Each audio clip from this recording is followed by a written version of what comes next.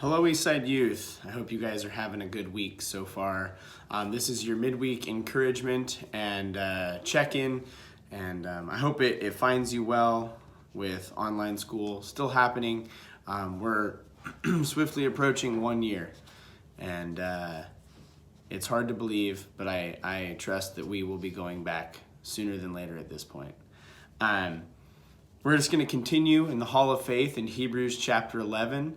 And we've been stuck in Hebrews 11:32, which is a verse that's just got a whole bunch of folks listed off in a row that are just like listed for their faith. And so this week, last week we talked about Samson, and who was remembered for having great strength because God was with him, even though he made a lot of mistakes in his life.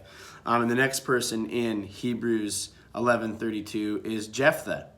And so you might hear that name and, so far we've talked about Gideon and Samson and even Barak and Deborah.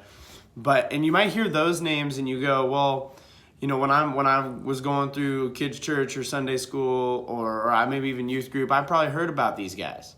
But you might hear Jephthah and you might say to yourself, who? And the reason that you would do that is because Jephthah's story is really difficult and it's really weird. If you would like to read the story of Jephthah, it's in Judges chapter 11.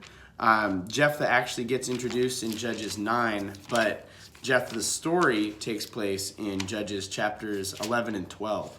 And this takes place before the birth of Samson in the book of Judges, but on a timeline of chronology, it might take place after Samson was judge. Hard to tell. But Jephthah, essentially, this guy's whole thing is I'm just going to read you the introduction of who Jephthah is, and it's going to inform a little bit about Jephthah's faith, as well as, remember, we're talking about how a lot of times these judges failed, and so we'll talk about why Jephthah is listed here. So Judges 11, starting in verse 1, says, Jephthah the Gileadite was a mighty warrior, but he was the son of a prostitute. Gilead was the father of Jephthah, and Gilead's wife bore him other sons. And when his wife's sons grew up, they drove Jephthah out and said to him, You shall not have an inheritance in our father's house, for you're the son of another woman. So Jephthah fled from his brothers and lived in the land of Tob, and the worthless fellows collected around Jephthah and went out with him. So we are introduced to Jephthah. Jephthah's father was Gilead. And we're told that Gilead went and cheated on his wife and had a son by way of a prostitute, and that is who Jephthah is. He is the child of the prostitute that his father slept with. That's who Jephthah is. And as they grow up, we're told that Gilead had other sons with his wife, and it sounds like the kids found out because they drove their brother or half-brother out of town. And so Jephthah is introduced as this character who's kind of like disconnected even from his own family. And Jephthah goes on, and the character of Jephthah looks to make a name for himself and even like do something to continue his line, because his ties to Gilead and really the inheritance that he would have through his father have been separated. And so Jephthah later goes on to become this mighty warrior and actually save the very group of people that drove him out.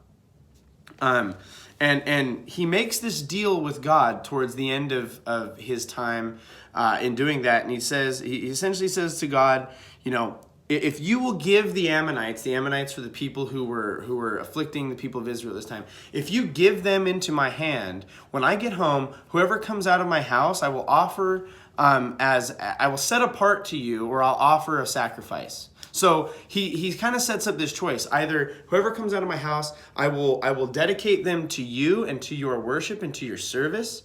And he's thinking a male here. Or if I don't do that, I will sacrifice them as a burnt offering, or I'll sacrifice burnt offering. And so he sets up this thing where he's thinking a male, and he does not have a son. We're going to find that out. But he's thinking that whoever comes out of his house is going to be given to the Lord for service. And so he goes out. God gives the Ammonites into his hand. And when he comes home, his daughter, who is his only child, comes out of the home. And so now he is left with a choice. He either needs to dedicate her to the Lord, which means that he gives her over, and the text goes on to tell us that she has never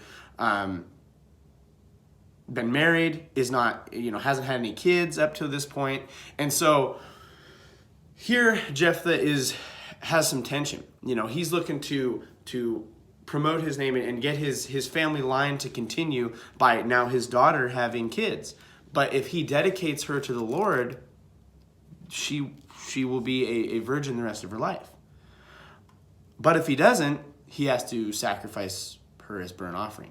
And so Jephthah makes this tragic vow. And one of the things that Jephthah reminds us of, because he's in the book of Hebrews in the Hall of Faith, and he's said to have faith in God. And he had enough faith that God could give him victory. But it's this other reminder that when we say things and we do things, just because we have faith in God or faith in Jesus doesn't mean we're exempt from the consequences of the things we say and the things we do. Because not only did Jephthah experience a consequence, like he now probably is no longer going to be able to have kids or have grandkids that carry on his name, which is very important to him. Remember, he was essentially kicked out by his family.